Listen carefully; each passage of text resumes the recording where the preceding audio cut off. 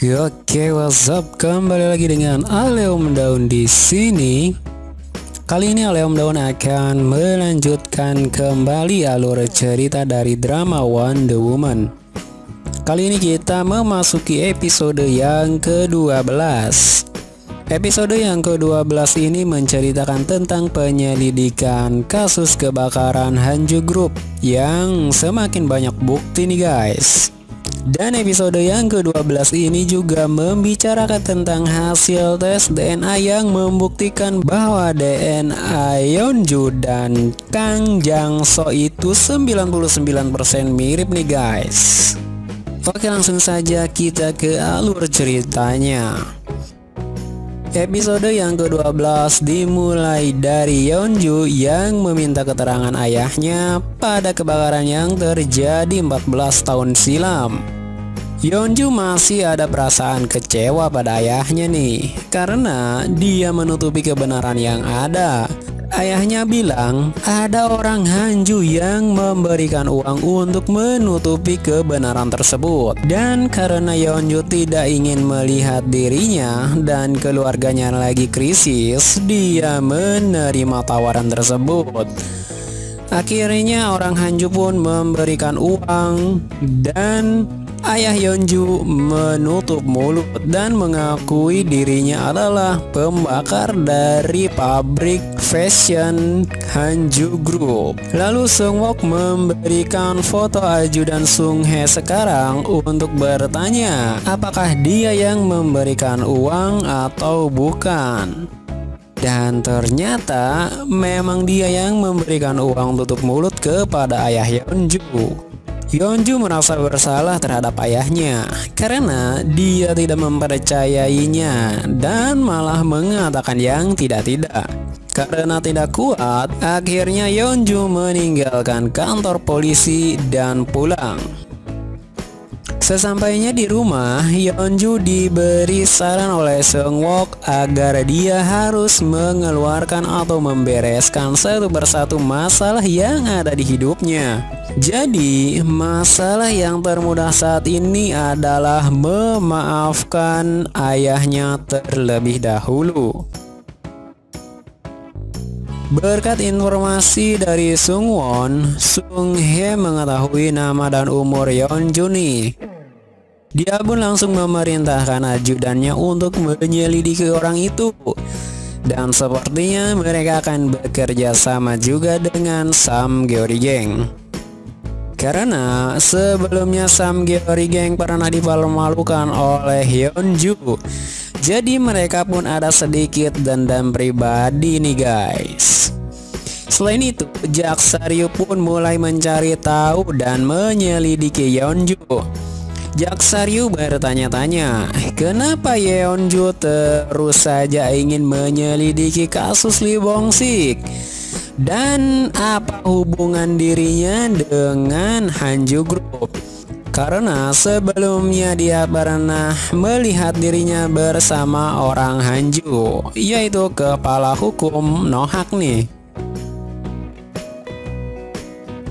Keesokan harinya, Yeonju mengunjungi lagi lapas nih guys untuk meminta maaf dan sekaligus untuk meminta lagi keterangan dari ayahnya.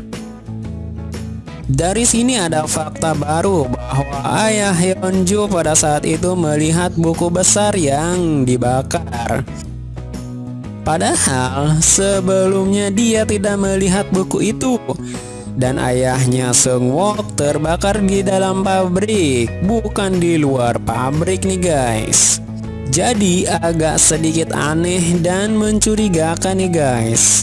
Dengan fakta tersebut, Yeonju mencoba menanyakan pada pemadam senior yang sudah bekerja selama 15 tahun di Sepyong. Pemadam itu memberikan keterangan bahwa ada kejadian yang aneh pada saat setelah kebakaran terjadi.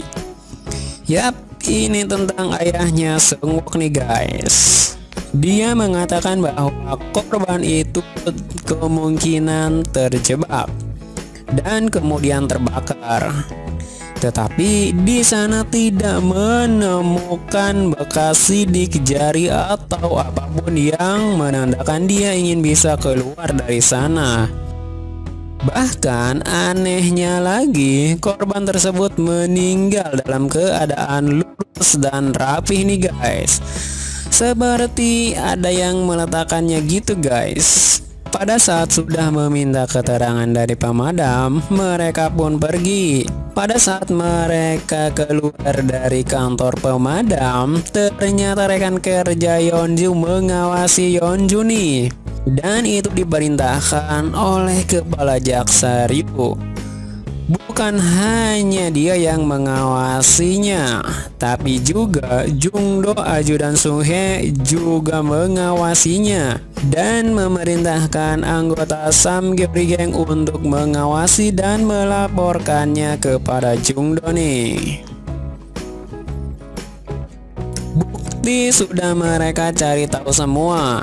Karena kasus ini sudah lama, membuat mereka sulit mengumpulkan bukti yang lain nih guys. Akhirnya mereka berpikir untuk mencari orang yang ada di TKP pada saat itu. Namun karena pabriknya terpencil, jadi tidak ada orang yang akan pergi ke sana. Satu-satunya orang yang pergi ke sana yang masih ada adalah Yeonju sendiri nih guys. Tapi masalahnya karena dia saat itu panik, dia tidak ingat apa-apa jadinya guys. Namun Yujun mempunyai solusi. Akhirnya Yeonju dibawa ke tempat hipnosis forensik untuk membantu mengingat apa yang terjadi pada saat itu. Akhirnya ada yang dia ingat, bahwa ada mobil mewah yang melintas di daerah itu. Pada saat itu sangat jarang mobil mewah melintasi jalan itu guys. Yeonju pun ingat lambang dan plat nomor yang ada pada mobil itu. Dan mobil itu ternyata mobil pamannya Sungwook nih, yang mana dia adalah ketua Hanju. Dan mobil itu dimusnahkan sehari setelah kejadian kebakaran pabrik Hanju nih guys. Jadi ketua Han diduga menabrak nenek Yeonju dan kasus itu ditutup oleh ketua Ryu. Namun untuk membuat mereka mengaku ini sangat sulit nih guys.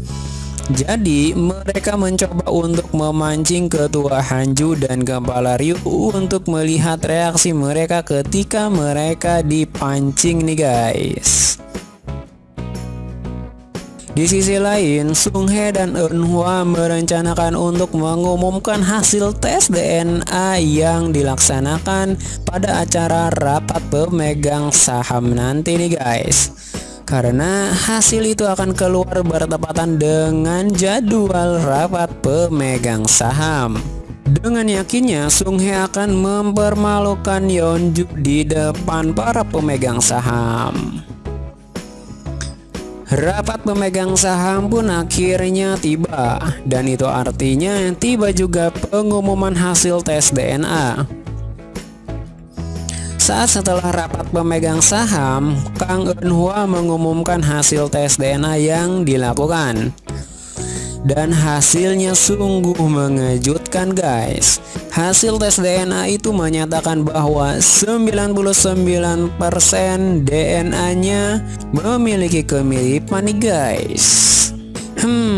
Apakah Kang Mina mempunyai saudara kembar? Dan Yeonju benar anak dari Kang Jang-soo ketua Yumin? Ataukah Kang Mina asli datang dan menukar bahan untuk tes DNA itu dengan bahan miliknya? Gimana nih menurut kalian? Sambil kalian memikirkannya, saya pamit dulu ya guys. Sampai jumpa di episode yang ke-13 yang akan semakin seru tentunya.